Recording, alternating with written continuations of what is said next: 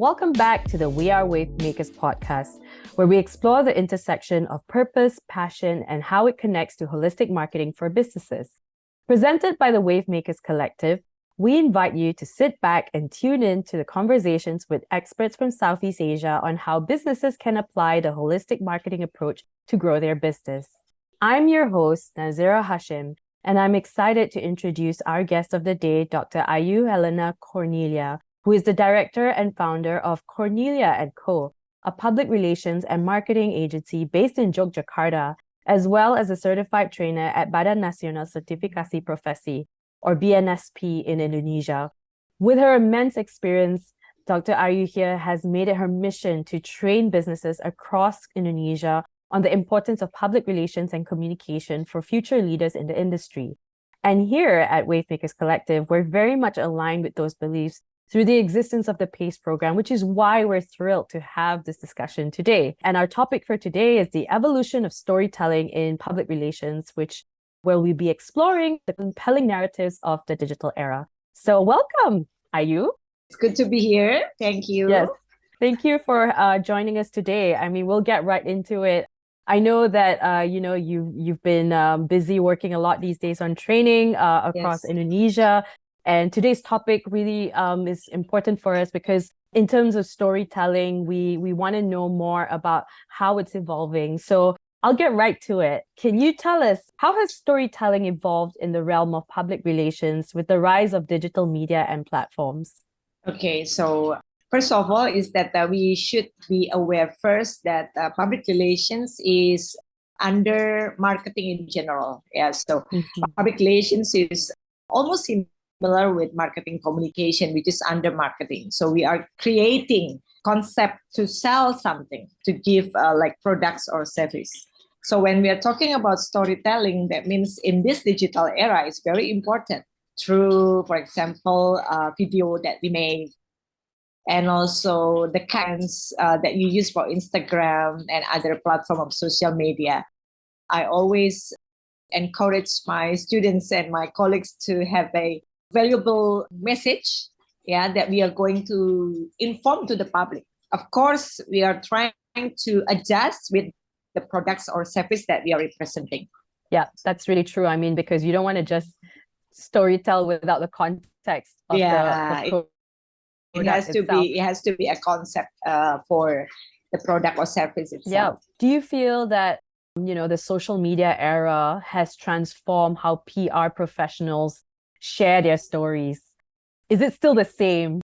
Actually, when I was the PR for Hyatt Regency Yogyakarta, so that was in 2010 until 2017, social media was not as big as now. The influence is so massive for nowadays, but was not. So what I'm going to say is that the role of public relations has a very great one to inform to the public, related to the product or service that she or he is representing.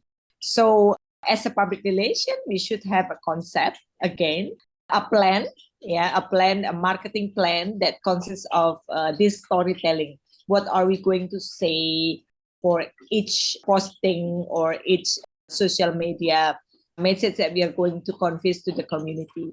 So I think that's a huge difference.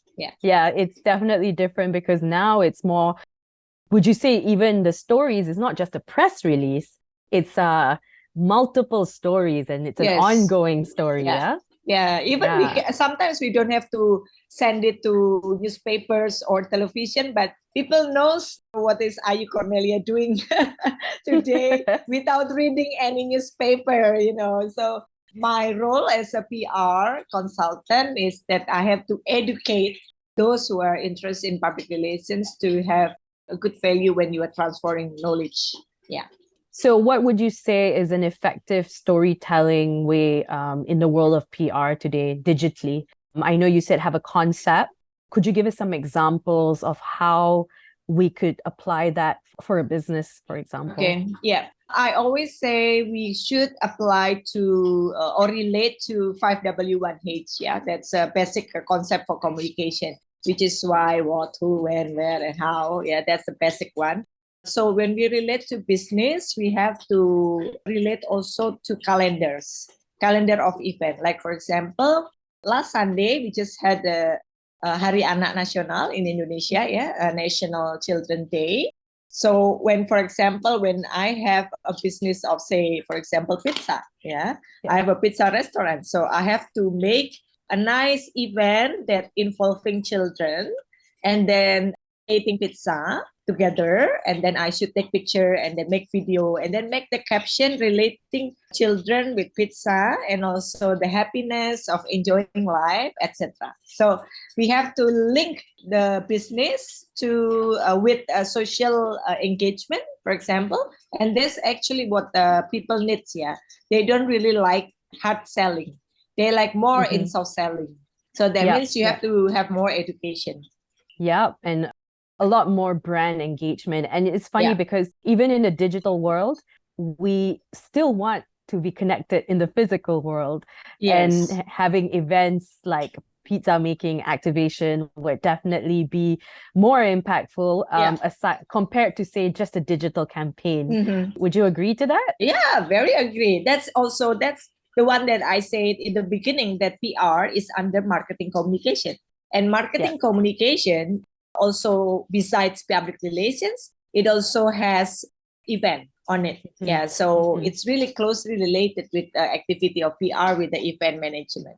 And so I would almost say, and this is something I mean, obviously we can discuss more, is, would you say, digital can't survive without the offline world? I mean, it doesn't work that way. It's not like we're all, because, the world of AI and metaverse, we talk a lot about that in right now, but is that still, do you think we're all going to eventually go into the AI and metaverse, or do you feel like PR, we still need that human touch?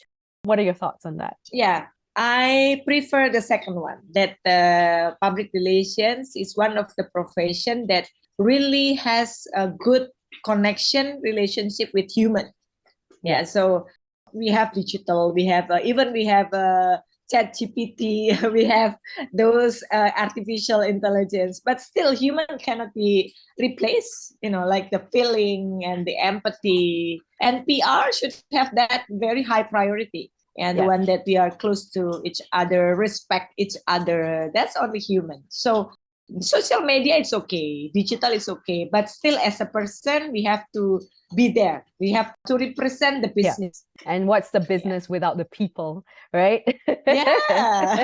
Exactly. So I totally agree. I mean, interesting with the wave of AI, and you mentioned ChatGPT. Do you see tools like this helping the PR professionals, or do you see it as taking away jobs? Because, there's this worry for some people. What are your thoughts on that? To me, like ChatGPT and all those things is not taking away the profession, especially for PR. Why? Because you need to check the writing. Like, for example, if I say, please create a release for Hari Anak Nasional, maybe the program can make it, but still, we still have to check. We still have to check, and then we still have to link with our business purpose. Or we have to like mix and match kind of things like that to make it nicely heard. And then people can understand the message as well. So I think it's complementing and helping. I would say that's maybe helping of the profession nowadays. Yeah, I definitely agree. I mean, as a marketer myself, I think ChatGPT is more of a support tool for PR practitioners or marketers to become more efficient at their work. But at the end of the day, the actual work in terms of the depth, the context, the human touch, like you said, it's still us. True. you can't have and I think if it's anything, you can't have just 100% reliance on it, even for social media. So that's so true. And in that sense, for a PR practitioner, do you think the future talents, or say an aspiring expert in your line of work, what are the key skills they need to have right now to evolve in this existing landscape?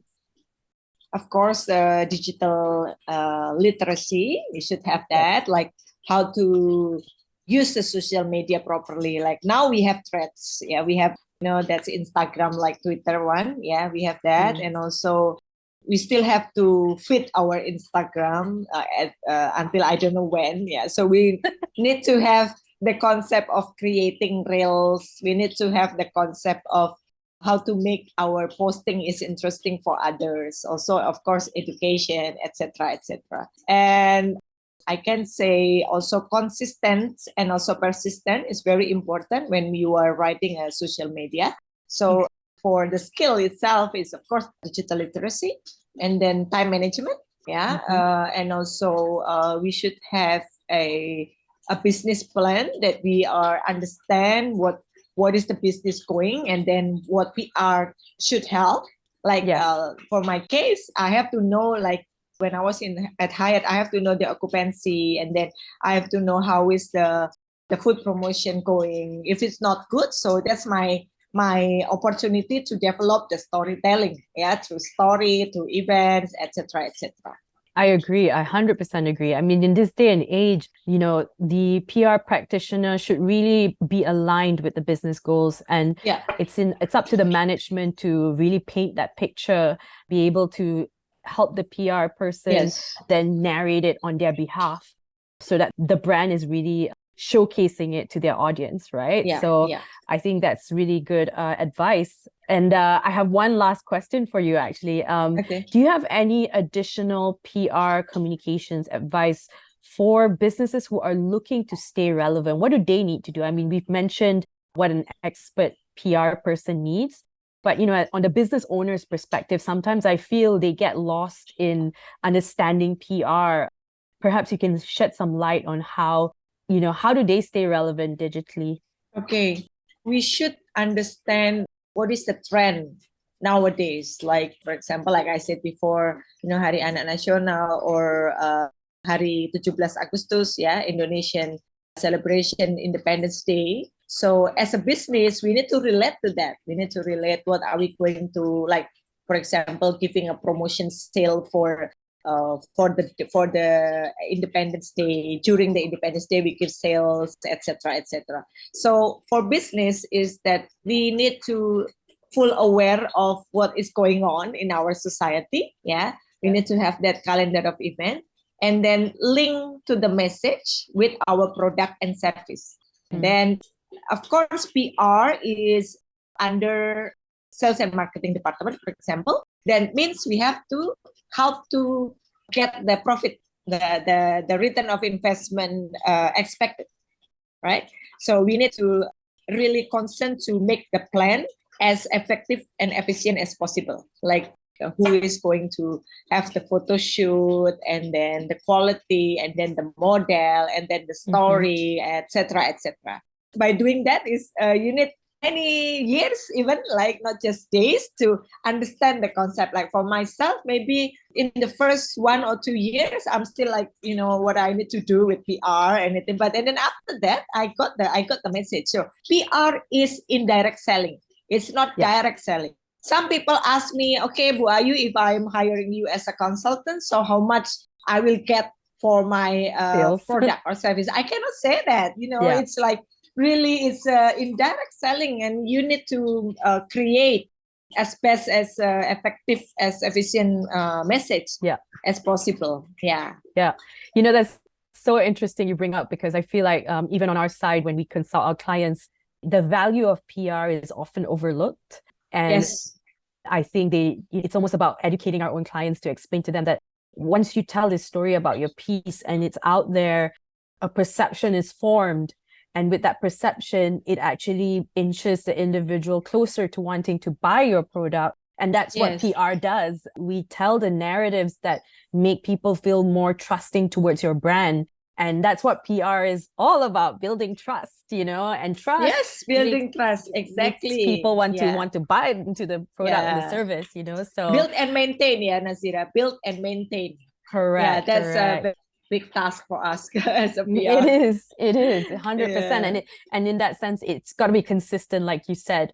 And I believe that, this key takeaway really just showcases that PR is here to stay. even in Yes. the digital landscape and Of with course, AI and yeah. all that. So All that.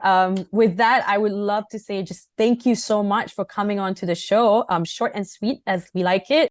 And we really appreciate all the insights that you have shared on the evolving landscape in the world of PR and communications here in Indonesia. That wraps up our 6th episode.